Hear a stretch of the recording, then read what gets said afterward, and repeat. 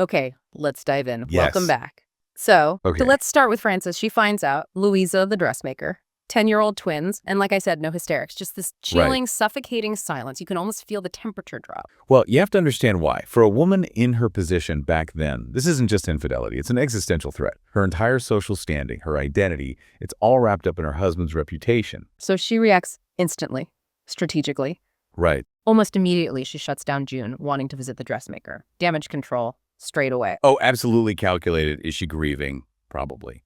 But she's also instantly planning. Survival mode kicks in. It's self-preservation, pure and simple. You see her mind working, containing the fallout. Okay, so while that's happening at home, Jolyon walks straight into another fire at the boardroom. He's pushing back. Yeah. You've got James pushing this investment in the Ceylon gold mines. Right. Looking out for Soames.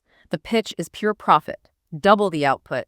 Great for shareholders. And Jolyon is the lone voice saying, hang on, what about the human cost? Right. The board just brushes it off. Shareholder value comes first. Human cost is collateral damage. The vote goes against him. Okay, let's pivot a bit. There's this strong theme of escape and rebellion running through the younger generation, especially with Irene. Oh, yeah. She's actually looking for demeaning typist work. Yeah. Just to scrape together money for her Paris audition. Her stepmother, Clarissa, is horrified. But it shows how few options women had. Irene just asks, why wouldn't I? And meanwhile, Soames is pursuing her.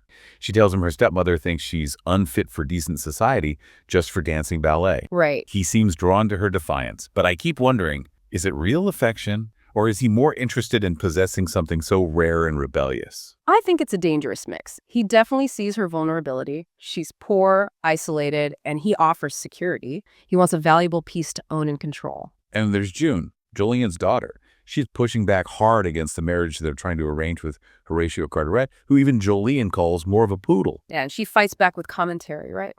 At the opera, La Traviata no less, she brings up Frankenstein, talking about sympathy for the creature forced to do another's bidding. It's so obviously about herself, trapped by what's expected of her. And then, bam, she runs right into Philip Bassetti, the Buccaneer. He's literally the walking, talking escape route she's been dreaming of. Romantic, maybe a bit dangerous, the opposite of the poodle. It sets up everything to come with her. So while June's future is taking shape, we get pulled back into the past. Frances asks Jolyon about regrets, and that triggers the Venice flashback. Right. This wasn't just some affair. There was real depth, real commitment between Jolyon and Louisa. But the class thing. It was insurmountable. Louisa spells it out so painfully. Let's not pretend. We always knew they would come to an end. Because I am a lady's maid and you're a gentleman, marriage was impossible, which makes the children, well, a social catastrophe. Yeah. Still, Jolyon can't stay away now, can he? He goes to Louisa's shop. That line, to see the only person who ever completely understood me. Oof. Which, of course, immediately triggers the next wave of disaster. While Jolyon is having this huge emotional moment, Frances is already in damage control mode. She goes back to Louisa's shop, the ice-cold, brilliant confrontation. She is ruthless here. Yeah. Absolutely clear. He never can know about the children. That's the deal. And Louisa has to agree, right, for the twins' sake, to keep up her own respectable widow facade. Exactly. So Frances thinks she's contained it. She runs straight to Jolyon Sr. Exactly. Him, but stresses.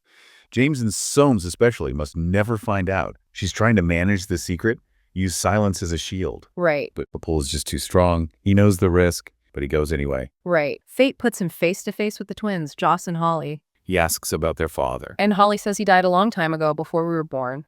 Then they say they're 10. 10. You just watch Jolyon's face. You can see the wheels turning.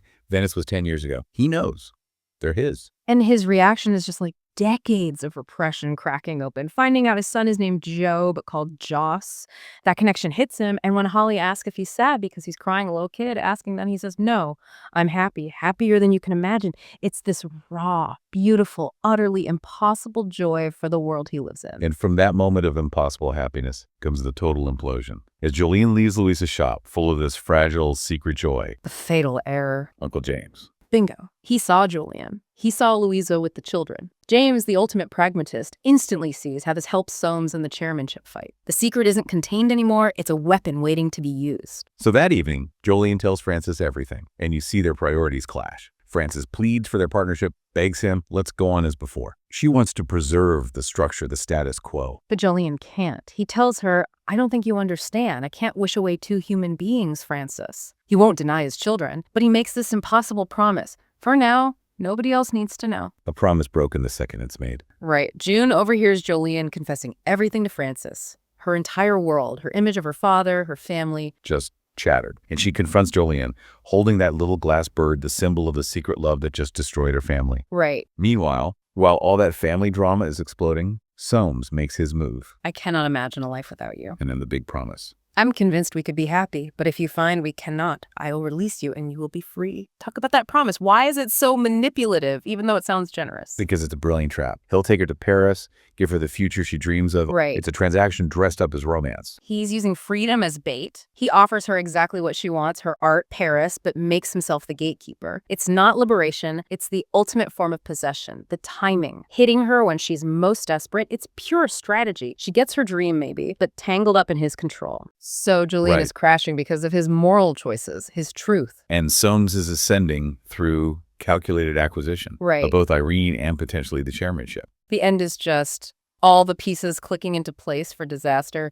The family thinks Soames is after Olivia Carteret, expecting an announcement. And James, holding on to his little secret observation, drops that chilling line about Soames replacing Joe. Could be closer than you think. He knows. He's going to use it. And poor June, completely lost, finds Grandmama Anne, who just says, come on, child, spit it out. The older generation stepping in to manage the fallout. Yeah. Okay.